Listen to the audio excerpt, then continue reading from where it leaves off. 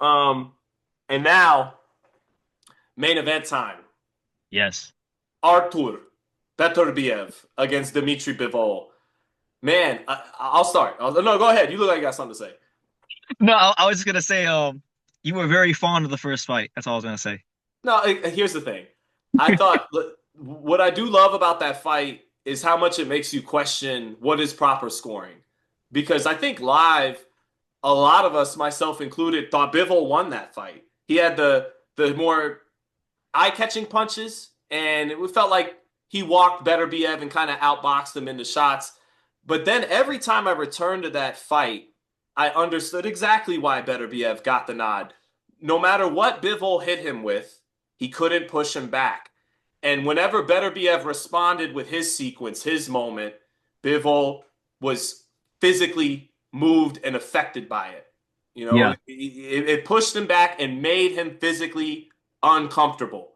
And the judges in those, and because every round was so close, the judges gave the edge to the guy who hurt the other guy a little bit more and who was the more effective aggressor and who Yeah. controlled the center of that ring a little bit. Some people would argue, no, Bivol controlled the center of the ring. He turned Arthur and walked him into shots.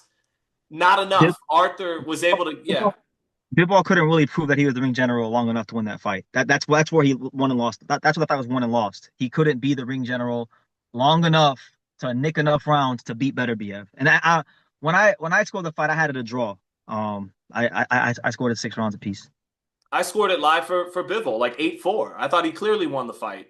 And maybe part of that was I picked Beterbiev, and to be objective, sometimes I'll bend over the other way for the guy I didn't pick because I don't want to think I'm scoring it the close round of the guy I picked because I picked him. That's But admirable. yeah, right. But when I went back, I thought Beterbiev probably deserved to nick it a little bit, and he closed stronger. You'd rather close strong than start strong in a close fight like that. Um, Correct. but here's the thing, man. Heading into the rematch, look, the smart money is coming in on Bivol. Andre Ward, brilliant boxing mind. He's got Bivol. Thought Bivol won the first fight. David Benavidez, sharp boxing mind, loves boxing, watching it, not just doing it. He thought Bivol won the first fight. He thinks Bivol's going to win a rematch. A lot of people that know the sport feel like Bivol's going to take this thing. I was ready to pick Bivol because I remember talking to Jim Lampley, the younger fighter, and the guy who's more the boxer tends to have the advantage in the rematch. He can over the puncher and over the guy who's 40 who has fucked up knees. In this case, Beterbiev. But I could at the last minute when I had to watch more tape, and I watched them. There's for anyone watching, go check it out on YouTube. They visited each of these guys in their camps, and Beterbiev trained with so much more intensity and swag in his training. And he didn't look old. He looked spry. His hands looked itchy and quick. He kept everything tight.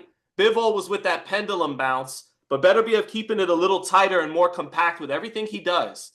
And those knees are a big issue. The only time he looked old was on the treadmill. His knees looked old. But outside of that, he didn't look 40. He looked sharper and in a better mind state and having a better energy than he did heading into the first fight where I thought he was flat in that fight.